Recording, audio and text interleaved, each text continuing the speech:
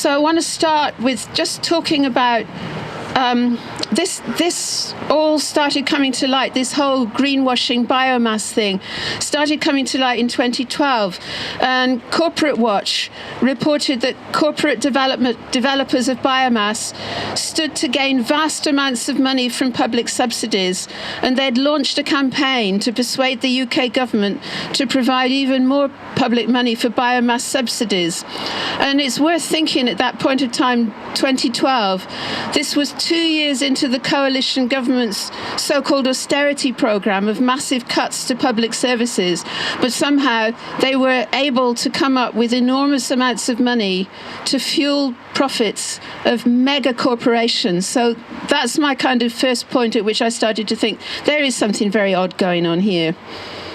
And this was also against growing evidence that large-scale biomass energy destroys forests and the carbon sinks that they embody, and that it actually increases carbon emissions worse than burning coal. We've heard about how it creates a carbon debt that lasts for up to 70 years as the forests have to regrow to reabsorb the carbon that's been emitted. And the further fact that kind of makes absolutely no sense of these huge biomass subsidies is that the state of Massachusetts had by then answered the question of why these massive corporations need public subsidies by deciding that biomass electricity generation is not eligible for subsidies.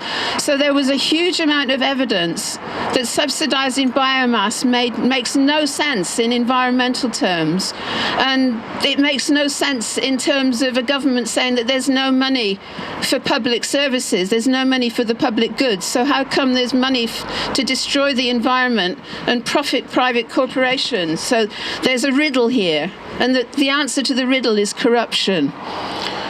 This protest is against greenwashing, and when we were driving here in the van, Keith, who's one of the greenwashers, was kind of thinking about his acting technique and was saying, is greenwashing supposed to be difficult? And I said, the answer is it's easy if you've got a corrupt government that puts private interests above the public interest.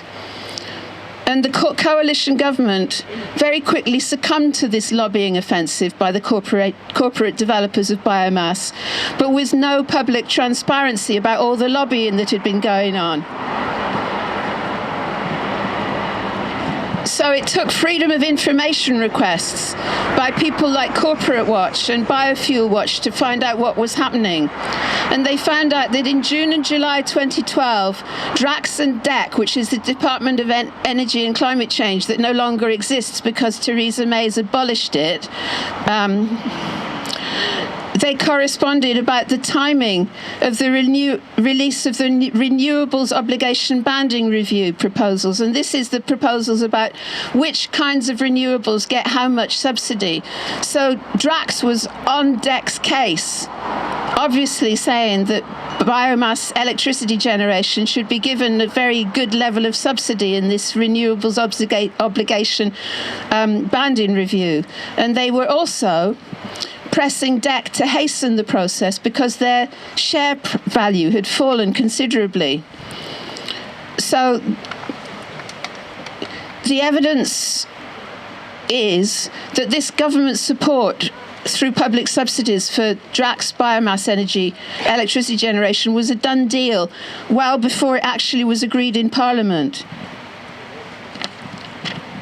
Which is really shocking when you come to think about it. You know, we're supposed to live in a democracy where MPs that we elect gets to decide on policies and how our money is spent for the best interests of the general good.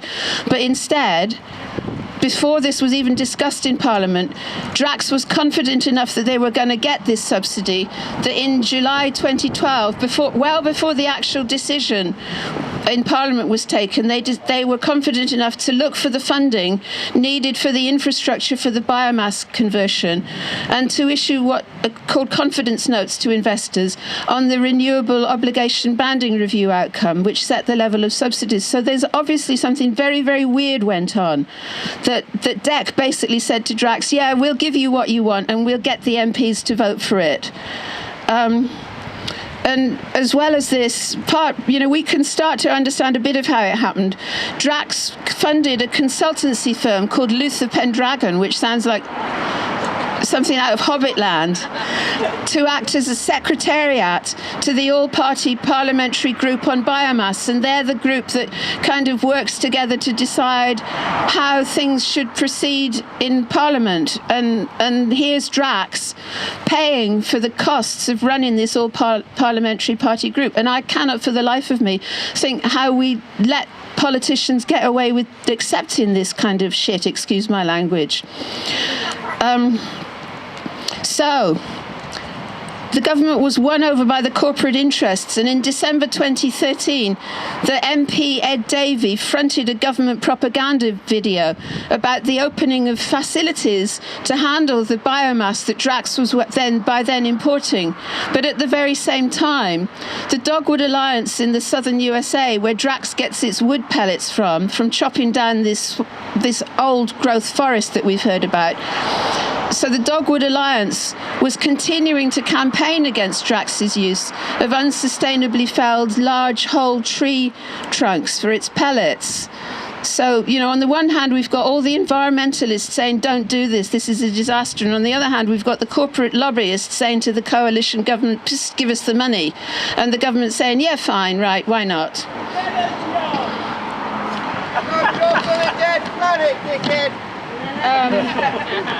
So now I've lost the page, but I'll find it.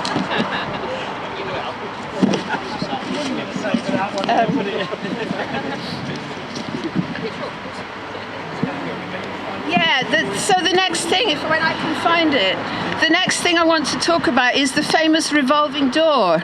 Because, we all know about the revolving door, which is you're a politician one minute, and then the next minute you're working for the corporations whose interests you've advanced in Parliament. And this is what happened. Chris Hoon was the minister. I've lost my page, but I can more or less remember what happened. Chris Hoon was the minister for the Department of Energy and Climate Change, and he did something that ended him up in jail, and I can't remember what his actual crime was, but we have the minister for the Department of Energy and Climate Change leaving the Department of Energy and Climate Change, going to jail, coming out of jail, and collecting £100,000 a year job with a company called Zilka.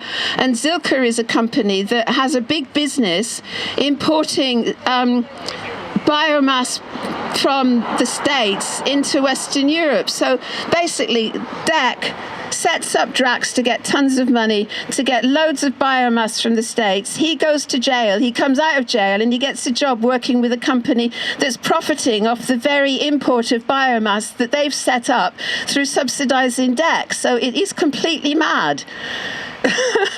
Sorry, but it is. And it's corrupt. It's not mad, it's corrupt, and it's wrong. So the moral of this story is that government corruption by corporate interests is at the heart of the Drax problem. And I'm involved in other single-issue campaigns as well. I'm involved in campaigns to stop the privatisation and sell-off of the NHS. Yay.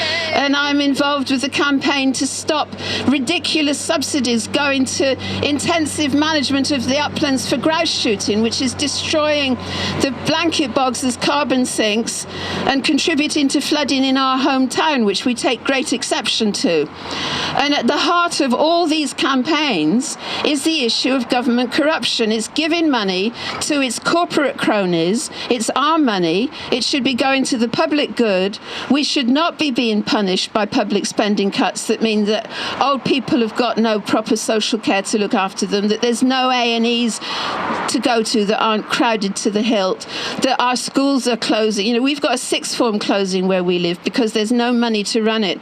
And all this is because there's this horrendous system that the government has totally allowed itself to be captured by corporate interests. And I think my kind of big moral of the story is that I really hope that all these single issue campaigns can start getting together to challenge this horrendous corruption by corporate interests of government, because it seems to me that that's the root of all our problems in all the sectors that we're suffering at the moment. So thank you for listening, and I'm sorry I lost the page.